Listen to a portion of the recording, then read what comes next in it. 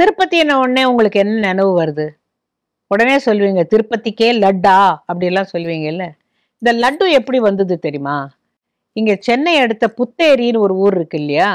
அங்க ஸ்ரீனிவாச ராகவன் அப்படிங்கிறவர் குடும்பத்தோட மலைக்கு போய் அங்க வந்து சமையல்லாம் பண்ணி சுவாமிக்கு நிவேதனம் பண்றதுக்கு அவருடைய குடும்பத்துல எல்லாரும் கைங்கரியம் பண்ணுவார்களாம்.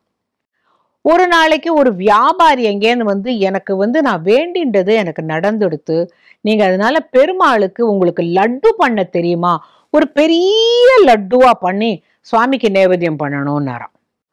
ஒரு பெரிய லட்டு எப்படி பிடிக்க முடியும்? என்ன ஒரு ஒரு 10 கிலோ கடலை மாவு, அதுக்கு தகுந்தமான சர்க்கரை, அப்புறம் நெய், முந்திரி பருப்பு, திராட்சை பழம், ஏலக்காய் எல்லாம் போட்டு ஒரு பெரிய உருண்டையா நீங்க எனக்கு பண்ணி சுவாமிக்கு நைவேத்தியம் பண்ணணும்னு அவர் அப்படி வேண்டின்றார் போல இருக்கு.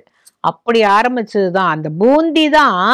பூந்தியானது லட்டுவாக மாறியது. இப்ப கூட ஆஸ்தான லட்டுன்னு ஒண்ணு கிடைக்கும், கல்யாண லட்டுன்னு ஒண்ணு கிடைக்கும், புரோஹித லட்டுன்னு உனக்கு கிடைக்கும். இப்ப இந்த 3 விதமான லட்டு நீங்க பாத்தீங்கன்னாக்க பார்த்திருப்பீங்க.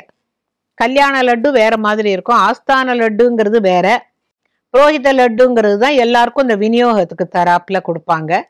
ஆக மொத்தம் பெருமாளுக்கு லட்டு பண்றதுக்குன்னு இந்த சென்னை புத்தேரியிலேருந்து ஒரு குடும்பத்தோட அங்க போய் செஞ்சாங்கங்கிறது வரலாறு இல்லையா?